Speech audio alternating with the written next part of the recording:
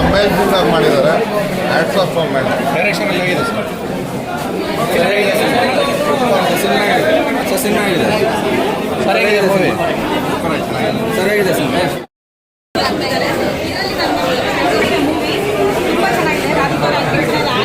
ತುಂಬ ಚೆನ್ನಾಗಿ ಮಾಡಿದ್ದಾರೆ. ಎಲ್ಲದೂ ಇದೆ ಸರ್. ಒಟ್ಟಲ್ಲಿ ಫ್ಯಾಮಿಲಿ ಓರಿಯೆಂಟೆಡ್ ಫಿಲಮ್ ಇದು. ದಯವಿಟ್ಟು ಎಲ್ಲರೂ ಚಿತ್ರಮಂದಿರಕ್ಕೆ ಬಂದು ತಂಡನ ಗೆಲ್ಲಿಸಬೇಕು ಅಂತ ನಾವು ಬಾಯಿ ಮಾತಲ್ಲಿ ಹೇಳಕ್ಕೆ ಆಗ್ತಾ ಇಲ್ಲ. ಒಳಗಡೆಯಿಂದ ಅಷ್ಟು ಖುಷಿ ಆಗ್ತಾ ಇದ್ದೀವಿ ನಾವು. ತುಂಬ ಚೆನ್ನಾಗಿದೆ. ಹೇಗೆ ಅನಿಸ್ತು ಸಿನಿಮಾ? ಏನು ಅನಿಸ್ತು? ಹೇಗಿತ್ತು? ರಾಧಿಕಾ ಮ್ಯಾಮ್ ಆ್ಯಕ್ಟಿಂಗ್ ಹೇಗಿತ್ತು? ಹೇಗಿದೆ ಮೇಡಮ್ ಹೇಳಿ, ಸಿನಿಮಾ ಹೇಗಿದೆ?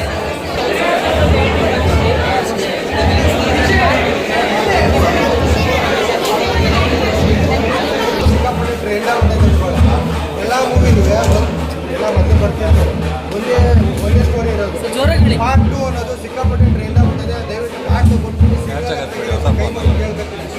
ಹೇಳಿ ಸಿನಿಮಾ ಮೂತಿ ಆ್ಯಕ್ಚುಲಿ ಎಲ್ಲರೂ ಹೇಳ್ತಾರೆ ಕನ್ನಡದ ಒಳ್ಳೆ ಸಿನಿಮಾಗಳು ಬರೋಲ್ಲ, ಒಳ್ಳೆ ಸಿನಿಮಾ ಇಲ್ಲ ಅಂತ. ಯಾಕೆ ಬಂದಿಲ್ಲ? ಬಂದು ನೋಡಿ ಸಿನಿಮಾನ, ಎಷ್ಟು ಚೆನ್ನಾಗಿದೆ.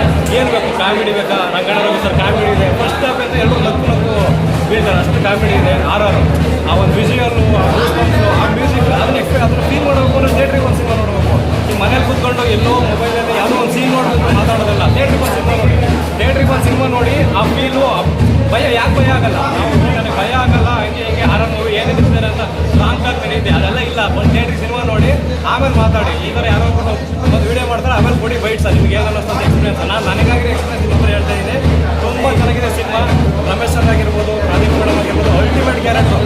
ಒಂದೊಂದು ಡಿಫ್ರೆಂಟ್ ಕ್ಯಾರೆಕ್ಟರ್ ಮಾಡಿದ್ದಾರೆ. ರಾಧಿಕಾ ಮೇಡಮ್ ಕ್ಯಾರೆಕ್ಟರ್ ಅವತ್ತಿಂದ ನೋಡಿದ್ದೀವಿ. ಅವರಿಗೆ ಬಾ ತಂಗಿ, ಅಣ್ಣ ತಂಗಿ, ಬೇರೆ ಬೇರೆ ಕ್ಯಾರೆಕ್ಟರ್ ನೋಡಿದ್ವಿ. But totally different character. Aghori character ಒಂದು ನೋಡಿ ಸೀಕ್ವೆಲ್ ಬಿಟ್ಕೊಡಕ್ಕೆ ಹೋಗೋದು ಏನಪ್ಪ ಅಂದ್ರೆ ಸಿನಿಮಾ ನೋಡಬೇಕು ಅಂದರೆ ಥಿಯೇಟ್ರ್ ಬಂದೇ ನೋಡಬೇಕು. ಅಲ್ಲಿ ನಾವು ಹೇಳಿ ಕೇಳ್ಕೊಂಡು ಯಾವ ಕ್ಯಾರೆಕ್ಟರ್ ಅಂತ ಈ ಕ್ಯಾರೆಕ್ಟರ್ ಅಂತ ಅನ್ಕೊಳ್ಳೋದು ಬೇಡ. ಥಿಯೇಟ್ರ್ ಸಿನಿಮಾ ನೋಡಿದ್ರೆ ಆ ಫೀಲ್ ಬೇರೆ ಇದೆ. ರಮೇಶ್ ಕ್ಯಾರೆಕ್ಟರ್ ಮಾತ್ರ ರಮೇಶ್ ಕ್ಯಾರೆಕ್ಟರ್ ಅಲ್ಟಿಮೇಟ್ ಆಗಿದೆ.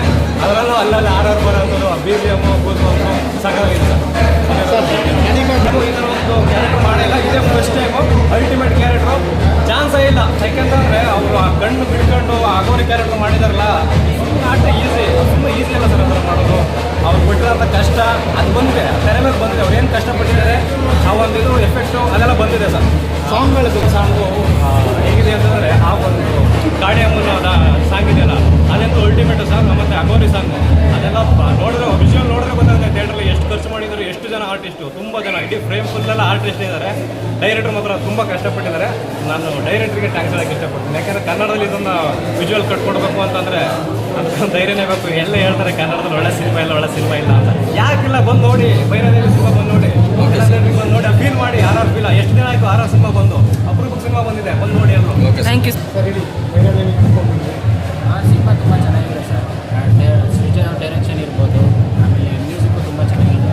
ರಾಧಿಕಾ ಕುಮಾರಸ್ವಾಮಿ ಅವರ ಆ್ಯಕ್ಟಿಂಗ್ ಇತ್ತು ಟಾಪ್ ನಾಚ್ ಆಗಿದೆ. ಒಳ್ಳೆ ಸಿನಿಮ್ಯಾಟಿಕ್ ಎಕ್ಸ್ಪೀರಿಯನ್ಸು.